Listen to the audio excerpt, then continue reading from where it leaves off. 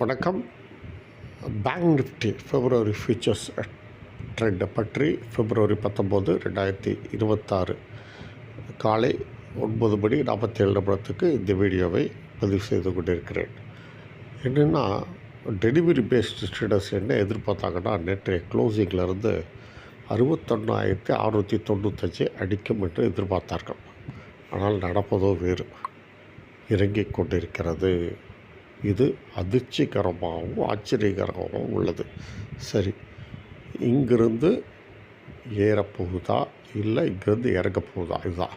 இப்போ இங்கிருந்து இறங்கினா 61,237 என்ற நிலையை தொட்டு ரீபவுண்ட் ஆக வேண்டும். இது ஒரு எதிர்பார்ப்பு. சரி, இப்போ இங்கிருந்து ஏறிச்சுன்னா 61,695 அந்த நிலையை தான் எதிர்பார்த்தோம். அந்த நிலையை தொடவும் வாய்ப்பு இருக்குது. இதுதான் டெலிவரி பேஸ்டு ட்ரேடர்ஸ் எதிர்பார்க்குற நிலைகள். சப்போஸ் இதை உடைத்து ஹோல்டு செய்தால் சரிவு 60,779 வரை தொடரும். அதையும் ஞாபகம் வைத்துக் கொள்ளுங்கள். இதை கடந்து ஹோல்டு செய்தால் ஏற்றம் இன்னும் 62,153 என்ற நிலைக்கு செல்லவும் கூடும். இது டெலிவரி பேஸ்டு ட்ரேடர்ஸ்க்கு உண்டான நிலைகள். சரி, இன்ட்ராடே ட்ரேடர்ஸ் என்ன எதிர்பார்க்குறாங்க அப்படின்னா, இன்ட்ராடே ட்ரேடர்ஸ் எதிர்பார்த்தது என்னென்னா, டூ வே ட்ரெண்டு. எப்படின்னா, ஏற்றம் இருந்தால் 62,015. ஆனால் இப்போ 61,500ங்கிறது பெரிய ரெசிஸ்டன்ஸு.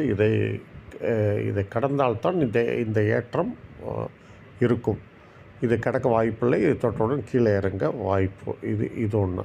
ஃபஸ்ட்டு இப்போ இதை கடந்தால்தான் ஏற்றம் இருக்கும். அதை ஞாபகத்தில் வைத்துக்கொள்ளுங்கள். சரி, இப்போ இங்கிருந்து இறங்குச்சுன்னா என்ன பண்ணுறது அப்படின்னு பார்த்தீங்கன்னா, 60,985 வரை சரிய வாய்ப்பு.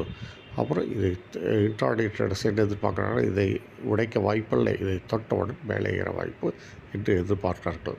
அதனால் இன்ட்ராடே ட்ரேடர்ஸ்க்கு நிலைகள் டூ வே ட்ரெண்டு. அதை கொஞ்சம் மனசில் வச்சுருக்கு. இதற்கு இடையில்